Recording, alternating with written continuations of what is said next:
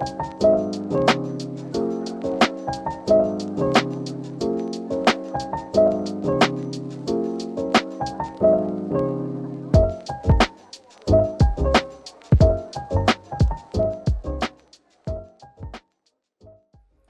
is the 7th of February and I'm starting this video here in my home garage because I just got back from trying ice drifting for the first time.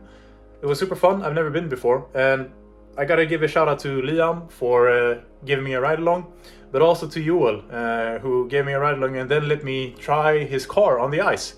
It was a bit scary in the beginning, trying someone's car for the first time in a driving style, being on the ice that I've never done before. The combination made me a bit, I took it slow in the beginning, but it was super fun, and I actually felt like I could give it a bit more energy. It felt super natural after a couple of laps, and it turned out that I got to drive 4 laps. It was supposed to be 3, but I missed the exit. Oopsies, but yeah, he was cool about it. I hope no hard feelings. And the other reason why I'm filming this clip before the actual YouTube video is because there's a discrepancy, and I have been contemplating this because I set out to film the steps in the way they're happening with the Miata build. And if you've seen my socials by now, you would expect something else in this YouTube video. But the truth is, I've started to record the 4th episode already, and this is the 2nd. So yeah, keep that in mind. As I said, I've been contemplating if I should scrap this idea, but I decided to let's keep going with that idea because I want to document it in order. So a lot of stuff has been happening in the background, and that's why I've been slacking with editing the YouTube videos. So I'm gonna take some time to try to catch up on that, because some big stuff has happened on the Miata build, but you'll see that in the coming episodes. But yeah, I'm gonna go upstairs to my apartment and edit this video completely. But enjoy some ice drifting before. I met up with Joel at 9 o'clock in Vårgårda, and the lake where we went drifting is actually just 10 minutes outside, so it was quite a close drive from there, and we were early to arrive, and it was kind of interesting to see that it's so much like a normal drift track, or at least the pits. People are loading off and some people arrive with the car they're going to drive, and you'll see us changing some tires because you want ice tires. And when Joel went out on track, we had a look at Liam's car. Hadn't seen his Volvo 240 yet, so it was kind of interesting to see it. And then I got to go along with a couple of laps.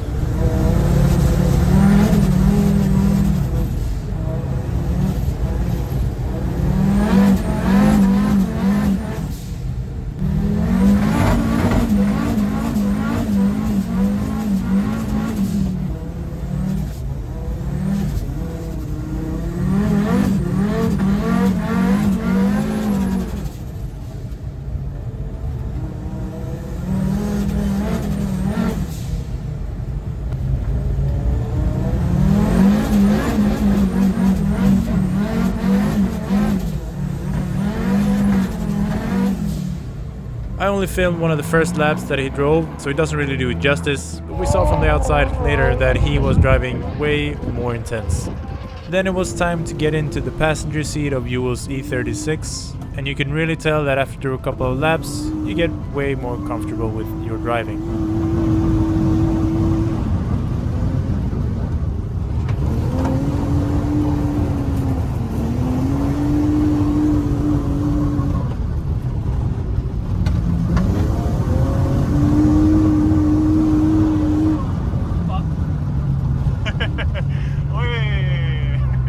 And it was at this point that he offered me to try driving his car, and so we switched seats and I went for a couple of laps.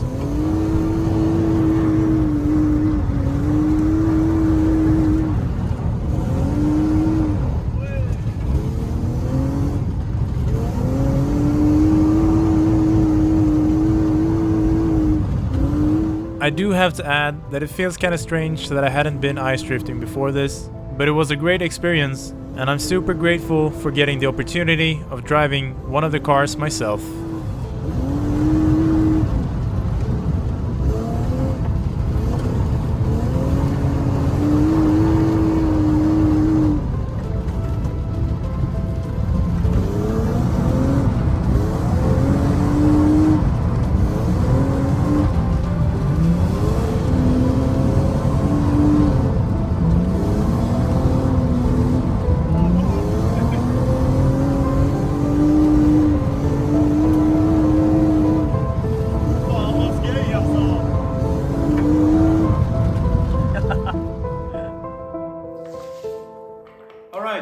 another episode. Today we have three bigger parts on the agenda. It is, first and foremost, I was thinking, let's talk about the new turbo. Everyone wants to know what it is, and yeah, I actually want to show you as well. Then we're also going to do some cutting on the car, just minor stuff, cutting and yeah, making sure it's all good and nice. And then I'll also, it's been Christmas, so I've got a new parts, and it's bash bars. All right, let's get into it, starting with the turbo. All right, so the turbo I was running 2025 was a TD04L 13T for all you Subaru guys, or I think even Saab had this. It's kind of a small turbo, to be honest. It's really small. But for the 1.6 liter Miata, I think it's really good. I did very much enjoy how it was driving. It spooled up really quickly, so whenever you want a boost, or especially for drifting when you're on an off throttle and in the transit, you're never really feeling that there's a turbo. You just have more power. So I thought that was kind of fun, and for the purpose of my driving, a perfect fit. It was running on spring pressure, so 0.6 bars. I don't know what that is in PSI, for all you who want to know that. I could check it out, but I probably won't. But yeah, as I said, I've really been enjoying this. It's on ethanol, for all you who are wondering or didn't already know. I was running ethanol, and it delivered 207 wheel horsepower or 251 Newton meters on the wheels. So I think that's kind of decent for whatever this turbo is and everything. And I think a good balance for starting to drive a Miata more interestingly. This turbo actually is going to go to a new guy. I already have a buyer for it. I think and I hope he's gonna enjoy it just as much as I have been doing. But yeah, as I've already mentioned, or as you already know, I'm getting a new turbo because I want to be driving with more power and more proper. It's been paired with a log style exhaust manifold that was welded at the home by the previous owner, and also a downpipe. So we're gonna sell this as a kit to the new guy, and myself, I'm going to be having a custom built stainless steel exhaust manifold and downpipe to go with the new turbo. So why don't we just have a look at the new turbo then? And I realized, I said I was running at spring pressure. I have been having a boost controller all the time, but we never really started using it, so we stopped at spring pressure. So the small TD04 could probably deliver a bit more boost or a bit more power before you're starting to see some real losses in efficiency. But yeah, I wanted a bigger turbo. Let's have a look. So what we have here is a G25 585, the second gen, the new one. I've had a sneak peek at it, and yeah, it's a bit bigger. I'm actually concerned if it's going to be too big, but I think with the turbo technology and with the research that Auto-Gruppen did to confirm that this is going to be a good match with the engine and for my driving, I think it's going to be really nice. It's going to be an external wastegate, so we're going to do a Turbo Smart 45mm. I think it's going to be interesting to have it paired, and we'll see what we can manage to do power-wise with this setup.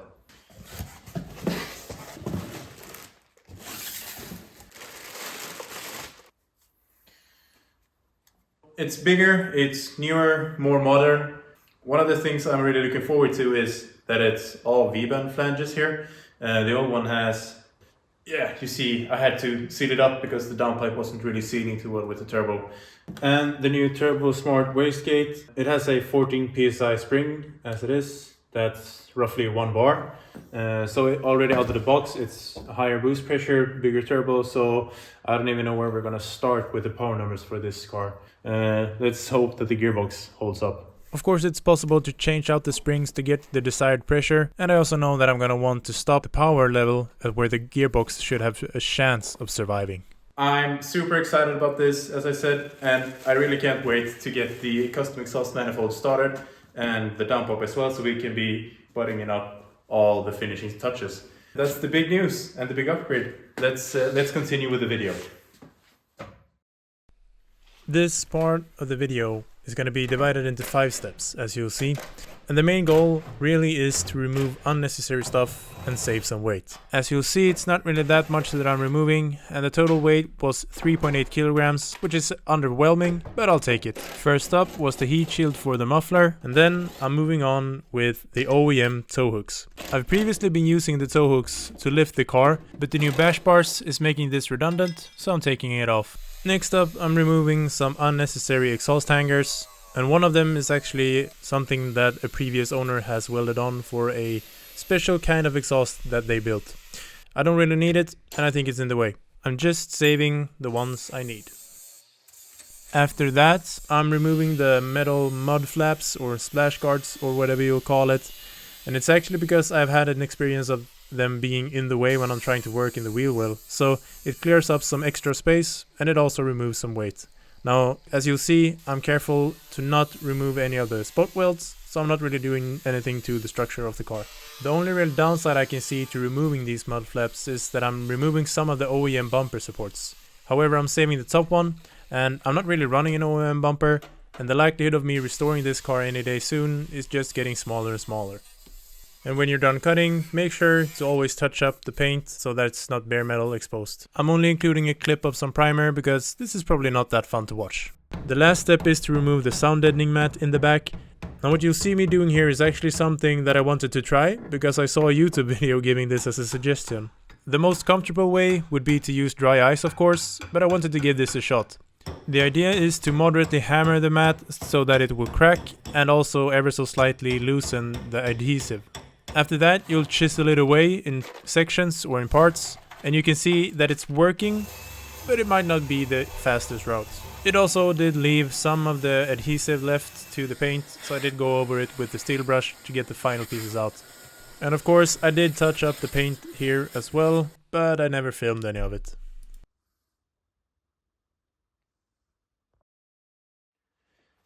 So check it out. Before you say anything, the price of one of these bash bars, really it doesn't make it make sense to make your own, because the quality and finish of this complete piece, I mean, even got the jacking point and provision to add your toe strap, it just mounts straight onto the car. The hassle of not having to bend the tube, getting the material, welding it all together, cutting, making all these nice shapes, and also actually powder coating it, it just feels like a straightforward option to get one of these. So I got one for a Christmas present and I got the other one as a birthday present. And well, my birthday isn't yet, so sure, I got it in advance. But let me tell you, I'm super happy I got this. It feels like a fun addition to the car, and also it's gonna feel a bit safer, especially in the front, if I actually have any collisions with all the money I'm putting into the car. For the rear, it's going to be easier to change my tires and whatnot, shaking the car underneath. But let me tell you, for the front, the jacking point is actually one of the biggest additions I can actually have. Because as it is now, with the stance I'm running with the car, I need to drive the car up on some blocks to even fit a jack underneath the subframe. Sure, it's slow and it's nice, but it actually is a bit of a hassle if you need to do something or check something quick. If you want to adjust your alignment for toe in the front per se, it actually is a bigger problem than you'd estimate, especially if you want to do it on the track. So these bash bars, I think they're going to make my life easier. I'm going to feel a bit safer if I actually go into some sort of a small touch, and it's going to complete the look quite well, I think. Let's start with the rear one. Both of the bars, the rear and the front, they actually come with the hardware and some instructions. Now, I don't know about you, but I actually appreciate a set of instructions because it just makes it easy, stupid easy. Even if it's quite straightforward, you can always check it yourself or whatnot. But yeah, let's leave this for here if we have any questions and go on and mount it.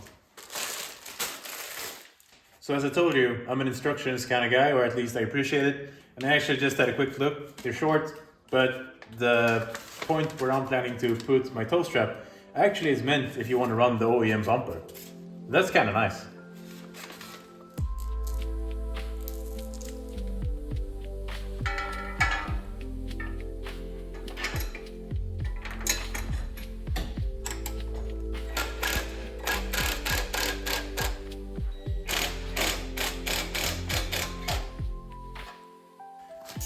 So I really don't like to use power tools to actually tighten it the final piece. So just grab it there and then we'll finish it up here.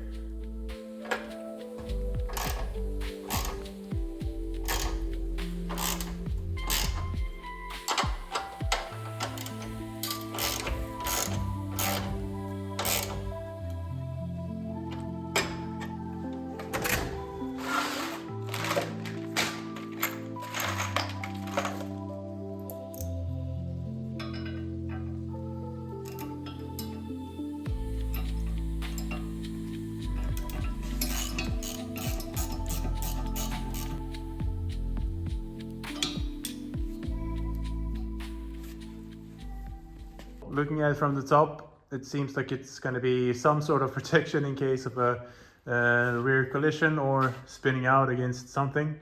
I think this is what we can be grateful for. And also central toe strap and all that. Before I had it mounted on the side in the OEM toe hook position, but yeah, I think it's going to be good.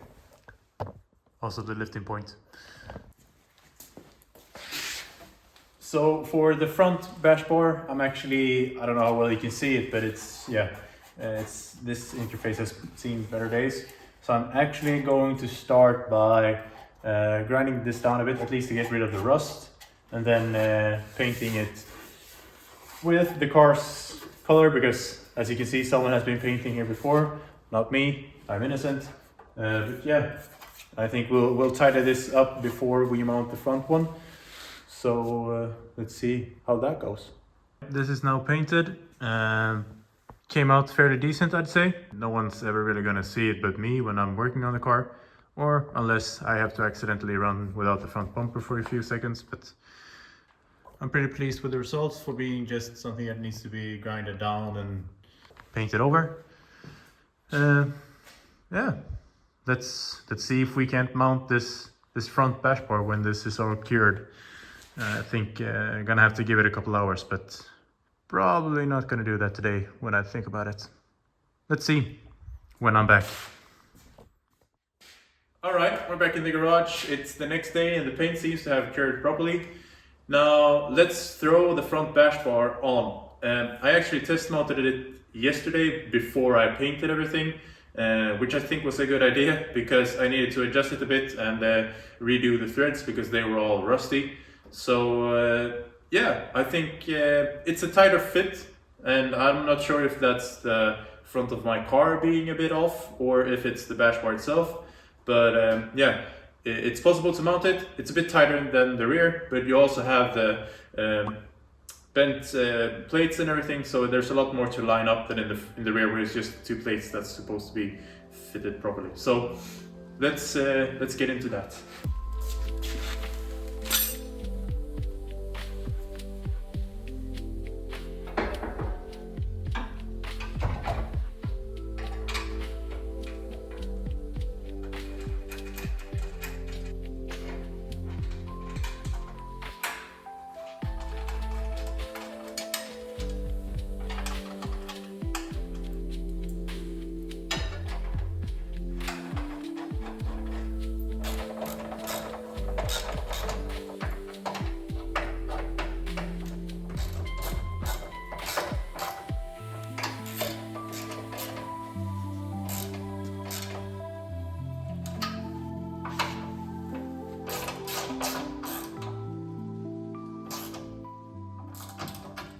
The bash bars are mounted in the front and the rear. I do have the straps mounted in the middle here, both in the front and the rear as well. I'm not too sure if I'm going to move them here or if I'm going to keep running them to the sides and on both ends. I don't know. What would you do? Would you have it still on the side or in the middle? Let me know if you have any suggestions or input. I'm not too sure actually. As I said, I'm thinking of keeping them on the sides. And I actually think that's going to be the end of this episode. We talked about the turbo, we did some grinding and cutting on the chassis. We also took out the sound deadening mat in the rear. But yeah, also we mounted the bash bars, or we mocked them up. I'm not sure if I'm going to be having the front one on because next up is actually to get the drivetrain in the car, the gearbox, the differential and all that stuff, and also everything in the engine bay starting to get tidied up except for the manifolds and turbo. So maybe this will be in the way, I don't know. I want to continue with the engine setup now, right? So yeah, let me know what you think about this episode. I know that it's a bit of the other stuff than the engine, but that's next up, so I'm gonna be continuing working with that for now. It's fun to document all of this, the journey and the process and the steps. I'll try to keep it as interesting as possible, but yeah, I'm new to this stuff, so we'll see how it goes. I don't know, I'm enjoying it, I hope you are enjoying it as well. Take care and thank you for watching. If you find this amusing or interesting to follow, please subscribe, and I'm gonna continue doing these videos to the best of my ability. Alright, take care, bye.